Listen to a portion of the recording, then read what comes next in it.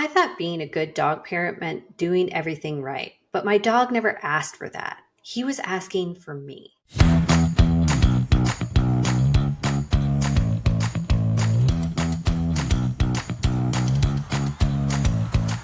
Welcome to Straight Up Dog Talk, the podcast for real dog people who need more than filtered advice. I'm Em, dog trainer, canine nutritionist, enrichment specialist, and lifelong advocate for big feeling dogs and the people doing their best to love and support them. Each week, we talk about what really matters because you and your dog deserve honesty, support, and connection. Whether you're here for help, healing, or just a dose of me too, you're in the right place. If you've ever felt like no matter how hard you try, it's never enough, this episode is for you. Today, I'm sharing the moment I stopped chasing perfection as a pet parent, how that decision changed everything for me and Fitz, and how it became the first step in the journey that led me here to becoming a trainer, launching this podcast, and building something real.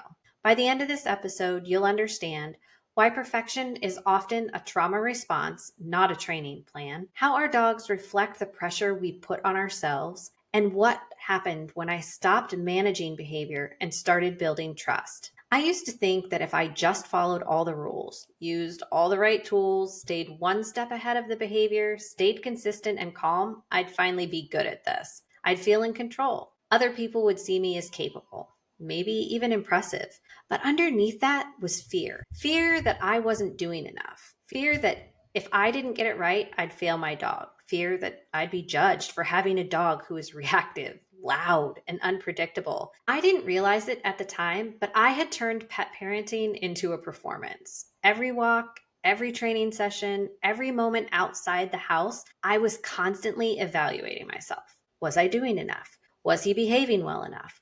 Were we safe from judgment? Fitz had been on an e-collar for a few months. We didn't start using it until he was almost a year old because I had already tried everything else people had told me to. And I still felt like I was failing him. At first, the collar gave me a false sense of control. But over time, I saw things I couldn't ignore.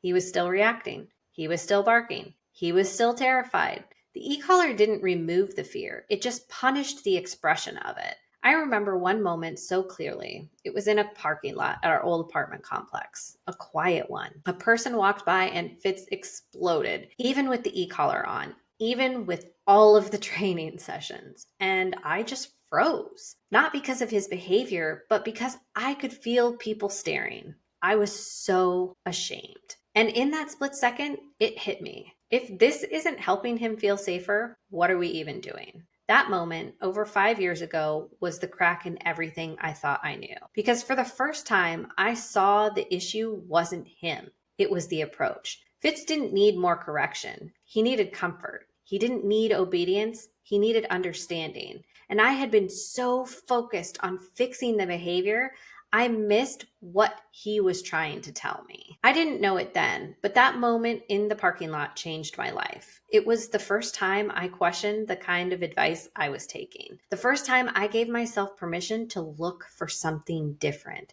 to say maybe this doesn't feel right because it isn't. I started reading more, learning about emotional regulation, nervous systems, behavior science. I wasn't trying to become a trainer at that point. I just wanted to help my dog without hurting him. But that moment, that shift in perspective was the first real step that led me here, to this podcast, to this career, to this version of myself. Once I took the collar off and started listening to him instead of managing him, everything began to shift. I started asking, what helps him feel safe? What reduces his stress instead of suppressing it?